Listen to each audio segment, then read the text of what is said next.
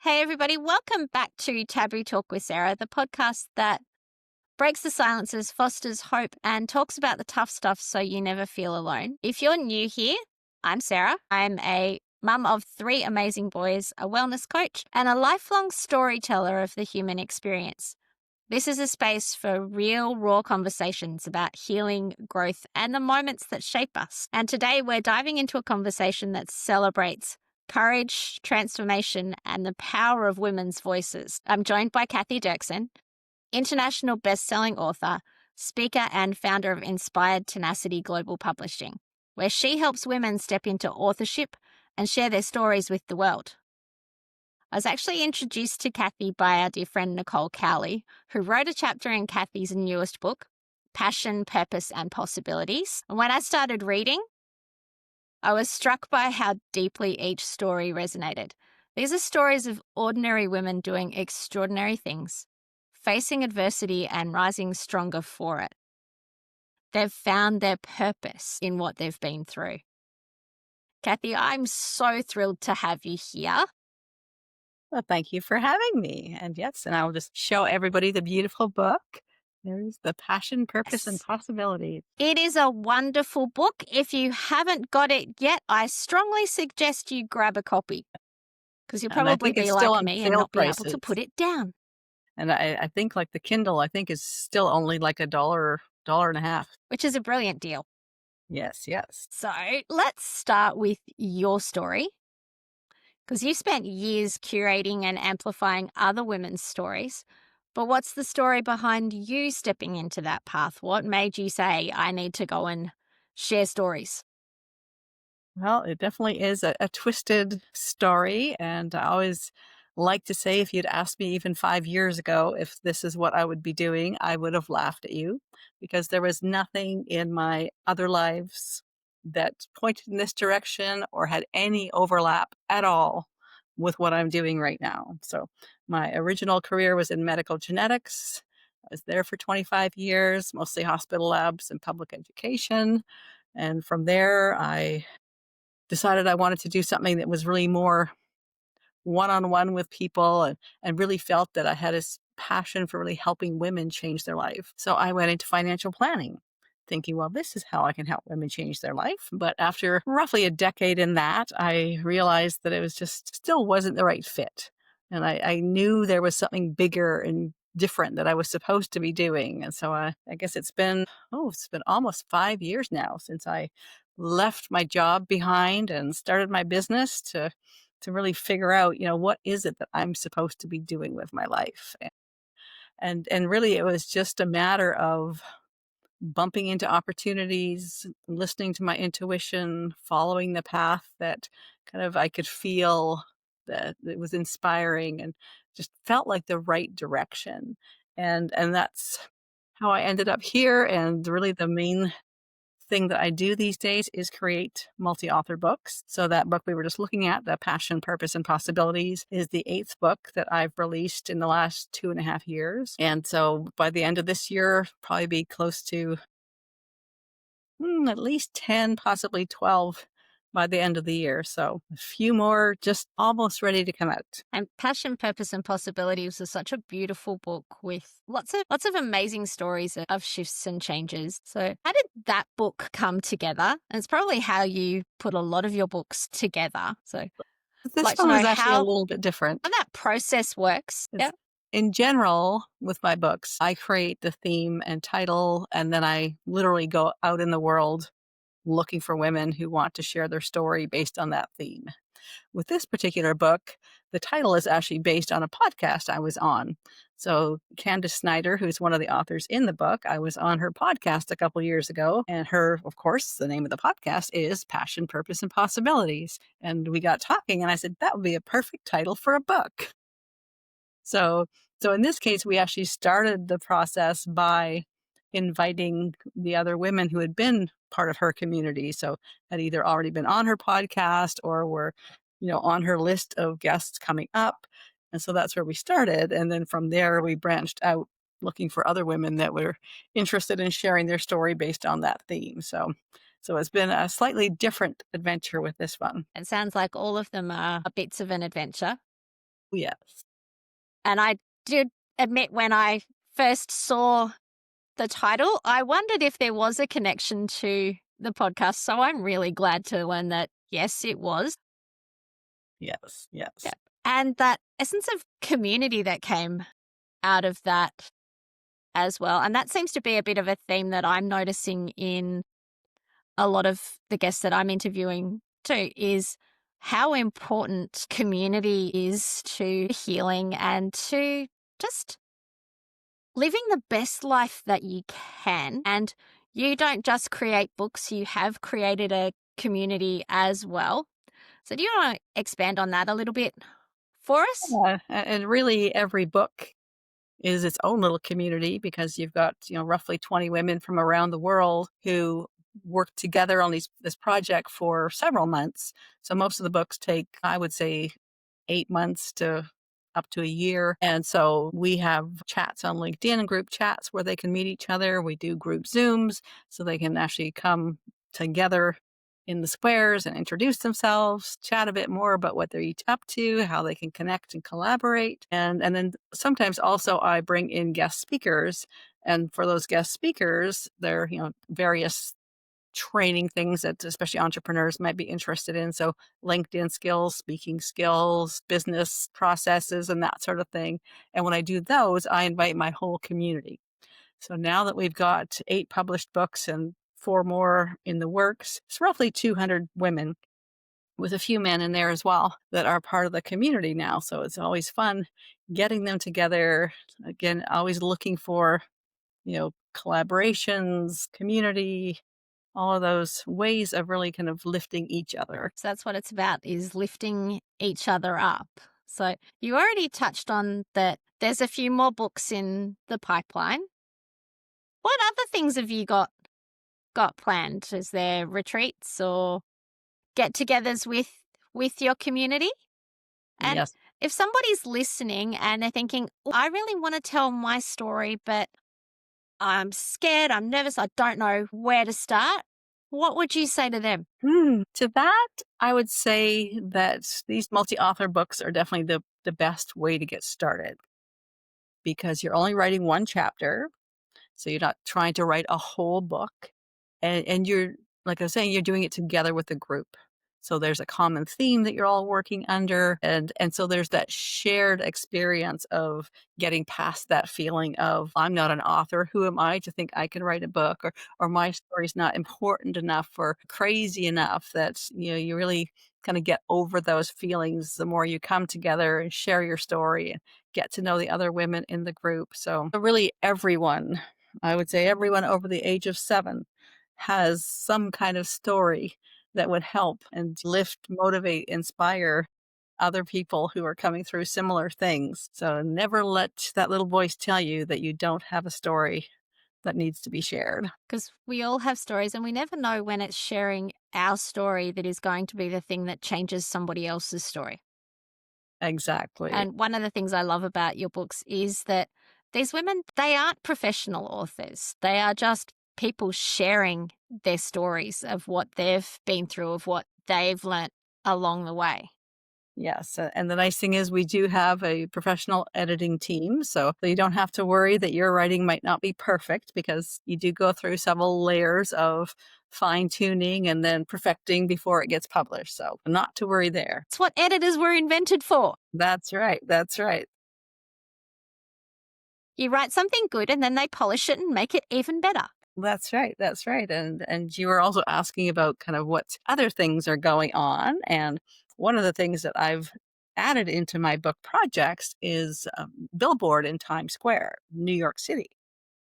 So we did our first one in January. So with that billboard, it was just one of my books, and we had a billboard and did a 3-day retreat and had a great time. And so we're going back to New York in just a few weeks. So actually, I was just looking at the calendar and realized it's just over 2 weeks from now that we'll be back in New York. And this time I brought together women from 5 of my books. So this retreat that we go on will be a collection of women from different books coming together.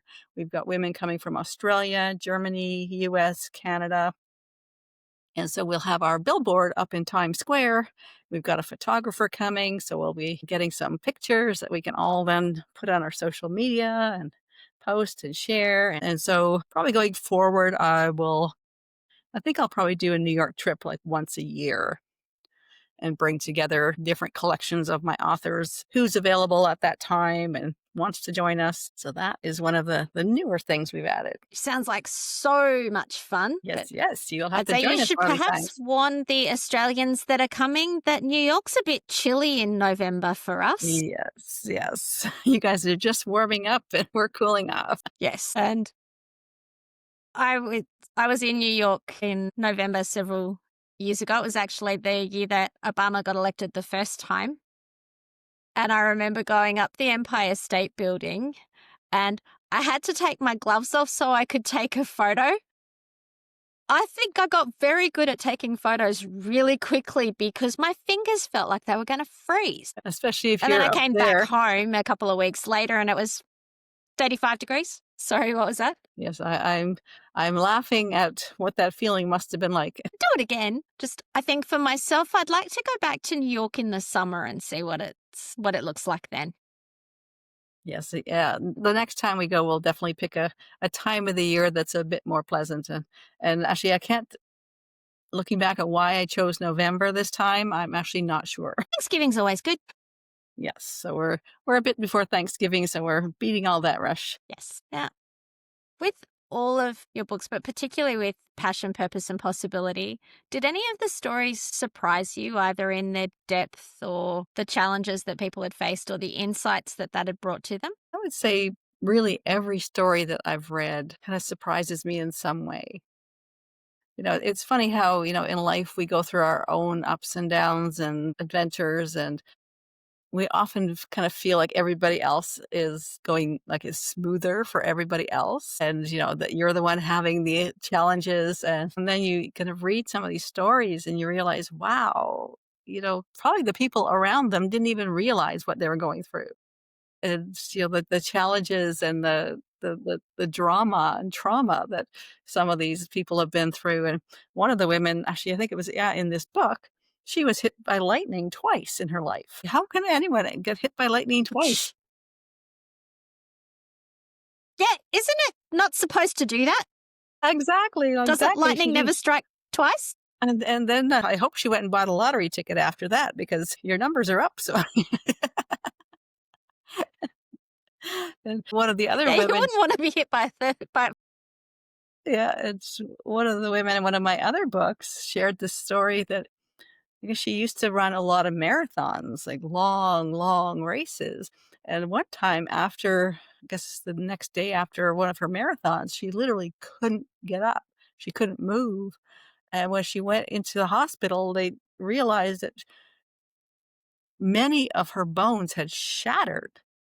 Like she had multiple broken bones all over her body. And it was just from the running. And I guess her bones and now she is someone who is like at the top of her league in everything she does. She's someone who's always poised and well put together. And looking at her, you would never guess that she had come through that and they literally had to rebuild her spine and things like that. It's again, you look at this person and you think you never would have guessed. And even once you've heard the story, you still think, wow, that can't be. So there's so many stories that are just stop you in your tracks. And so many stories that we need to hear to realize that we're not alone and that you can have horrible things happen, but that doesn't have to mean that your life ends up being terrible. And that's the thing I noticed in some of the stories and with some of the people that have been on this podcast. So many times they go through a traumatic experience and then they rise from that as better, stronger, more wonderful people than they were going into it. And the same, so often what we see out in the world, like other people's stories, or we see the highlight reel on Yeah. Facebook and we compare that to what we're going on in our lives. And there's that bit of a disconnect.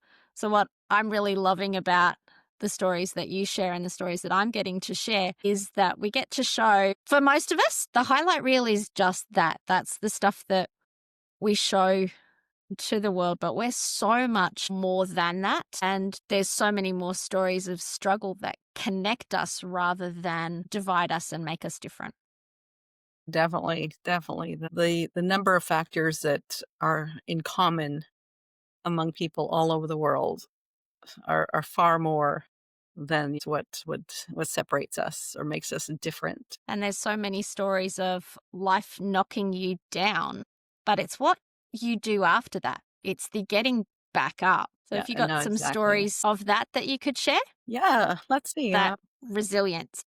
There is, there are just so many.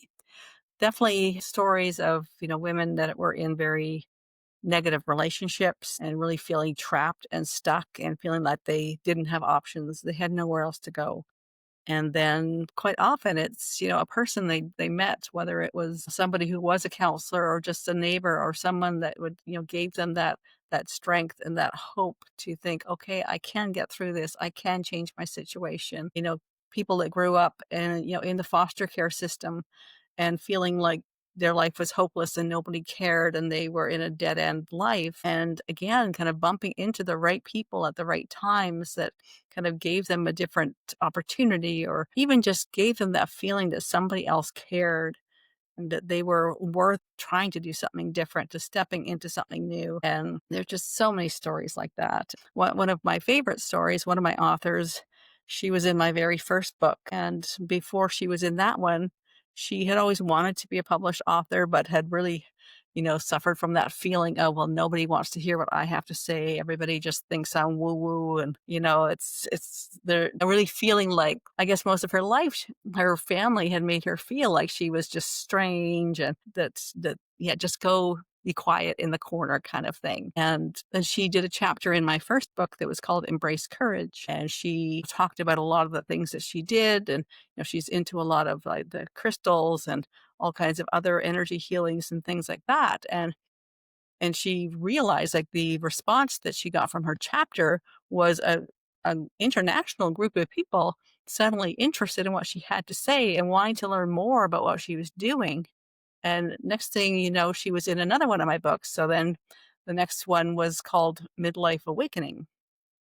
And so she was in that one as well. And with just the momentum that she built from being in those two books, it gave her that feeling of, wow, people do want to hear what I have to say. People are interested in what I do.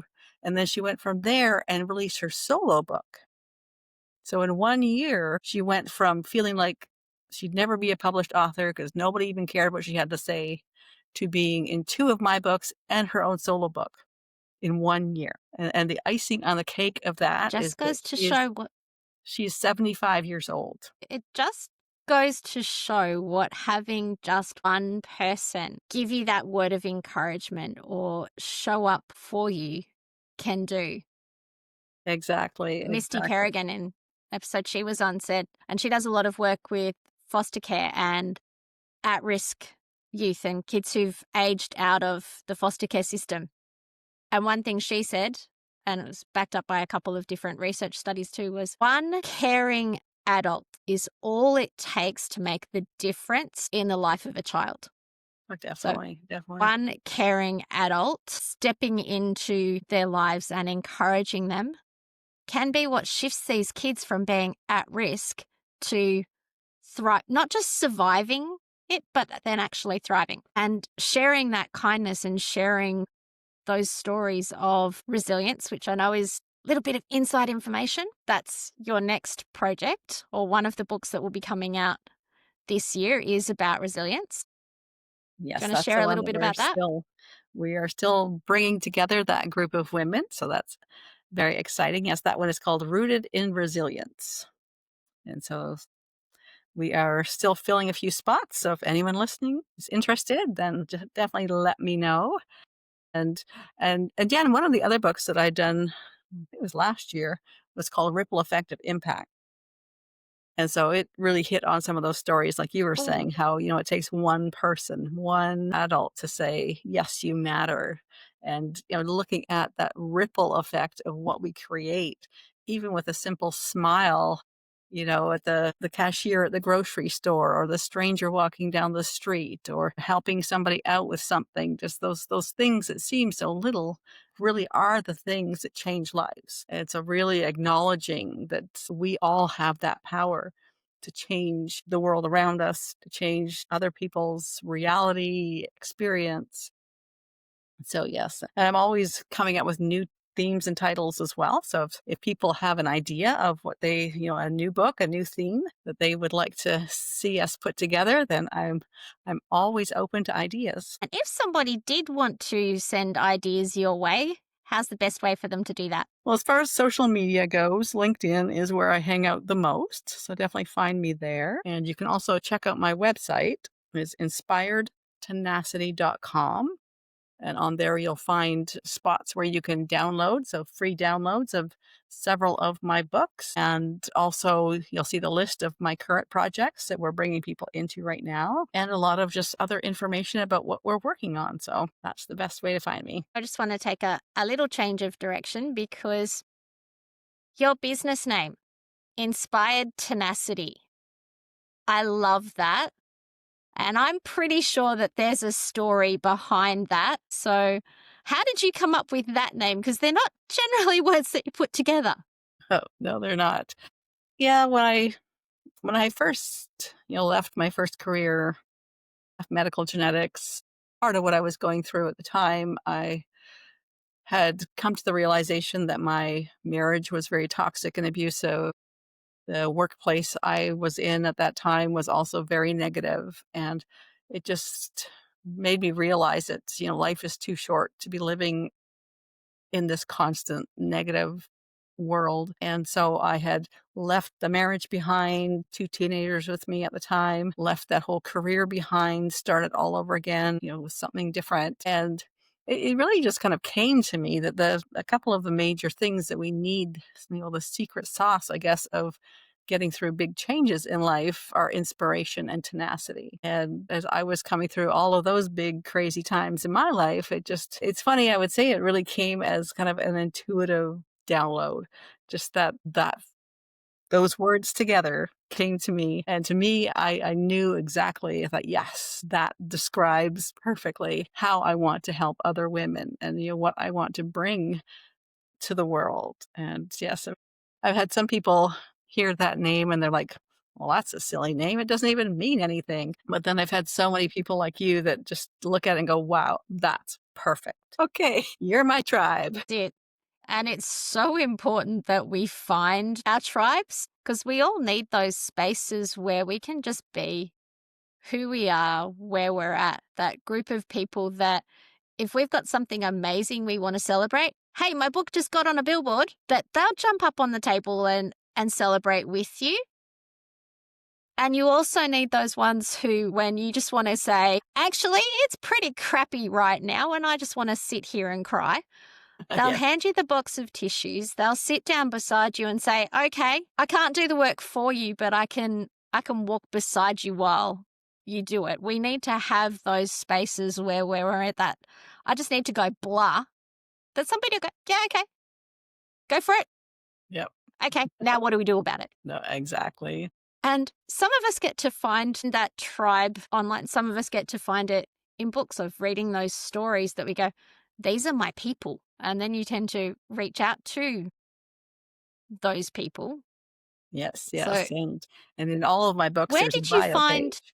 your tribe? I would say it really has been on this journey as an entrepreneur and getting involved with different communities of women. I always say one of the benefits of the whole COVID chaos was that it forced us all on Zoom or onto online platforms. And so it really did make the whole world in the room together. And so I would say that's really what helped me.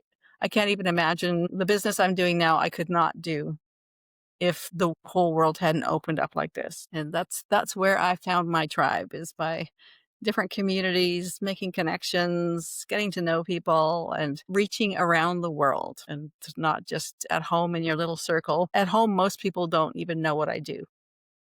because everybody just finds Yes. it too weird. Yes. Our world has definitely gotten bigger since COVID, I think, and that we're more inclined to find those spaces that we belong in, not necessarily that we fit in, but that we belong in, because Yes. those two things are different. And yeah, we've noticed now that connection doesn't have to be just that physical face-to-face connection. Sometimes it's a connection of minds, of experience, of even stages of life that you're at will be the thing that connects you. Yes. Yes. I'm discovering as I get older, yeah, and I was talking to somebody yesterday, and this is actually for an upcoming episode too. We were talking about all sorts of interesting things of, where'd you go? Am I disappearing? Yeah, you Am I? disappeared for a second, but it's okay. I think you're back. I hope I'm back. Yep, looks like it. Yay! Now I've just got to remember where I was at. But yeah, I was finding as I get older, more connection with other women who are going through similar things to what I am, and the realization that perimenopause does not actually make you crazy. You just feel like it sometimes. And actually being Yes. able to have those conversations really changes things because it's like, yep, okay, somebody else gets it.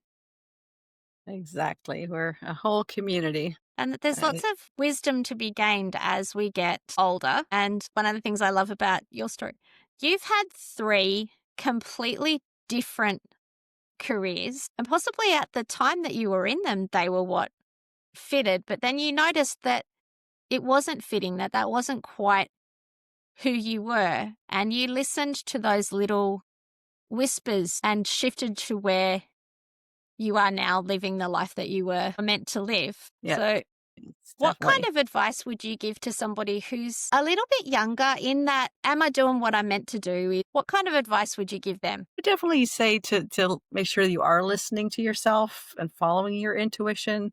Sometimes, when you're younger, you do take jobs because they fit your family schedule. You've got enough sick time or vacation time or just the hours of the day that you do. I mean, sometimes with a young family, you have to go with that kind of thing. But definitely, as you always be thinking about, is this feeding my soul? Because when I was still working in medical genetics, the place I was working was so negative. I could literally physically feel the stress every day when I went to work.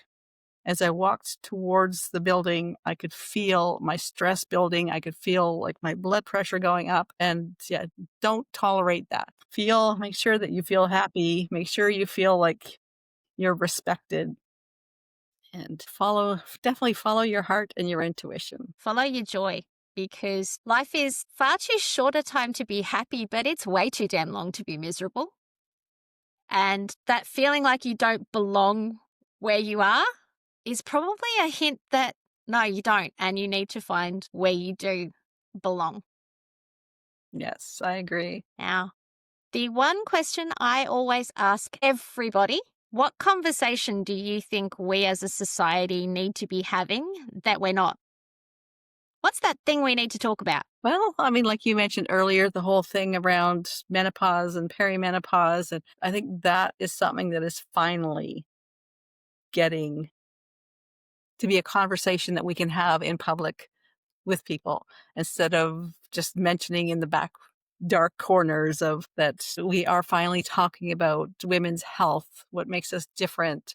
And one of my other big things is around the whole retirement model, that I guess the aging model, that's our old model was after 50 we're old and obsolete and we should just disappear in the corner because no one needs us. Whereas really these days, I like to say 60 is the new 40.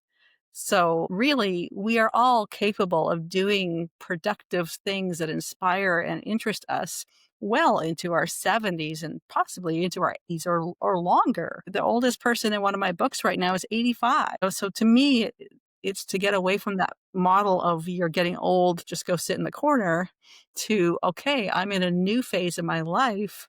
What is my purpose? What's my passion? What can I do next? That's really where we need to focus. Sorry, I just realized my battery's about to die because I thought I had it plugged in and I didn't. Hate when that happens. So there's a little thing for Harrison to edit out. But I agree because I'll be 50 in about Oh, wow. or possibly already by the time this episode goes to air. And I feel like in so many ways, I'm just getting started Yes. in that I've learnt a lot in my 50 years of life. But now I'm at that point where it's like, yeah, I've learnt a lot and now I can pass it on to the next generation. And I'm also in that space where I am a Gen Xer, so I am part of that sandwich generation between elderly parents and little kids. But I think our older people are an untapped natural resource, and we really need to start, Definitely. for want of a better way to put it, exploiting them. Use them for what they Or at least know. We including them. have my boys. Yeah, it's like don't put them out. Don't say that they have to go sit in the corner and be quiet, because you never know. They just might have some really interesting things to say. There's an older lady who my boys both go, or my older two go to a youth group. And a beautiful older lady from our church occasionally goes along and she just sits in the corner and chats with them. Now, my 13-year-old son absolutely adores this 80-year-old woman. Perfect. Because she listens to him, she doesn't judge him, and she gives him really helpful advice because she's seen a lot and he really loves and respects that. And I think that's the kind of relationship we need to foster with our older people. And I also remember I read, I think it's in Sweden, but that they've started putting creches or childcare centres in nursing homes because those two groups of people really, really help each other. I love that idea. Yeah. So we need to remember that our older people are a resource and they're not ready to be put on the rubbish tip, and people never should be. No, exactly. You look at traditional cultures and it was the whole family, all generations working together. Everybody had a role. Everybody had a purpose. Like multi-generational homes were not an unusual thing in the past. I think maybe eventually we'll get back there. Yes. I really want to thank you for sharing your wisdom that you've collected from other people's stories and from your own, and for that reminder that we do have stories to share and that our stories can impact other people.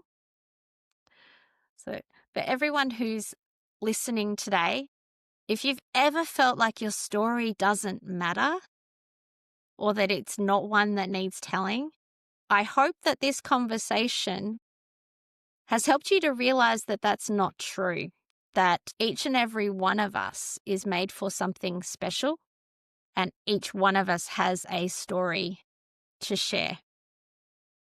Yes. So let's keep living like it matters, make every day special, and carry that wisdom that we've gained over years forward in how we live, how we love, how we serve and show up for each other.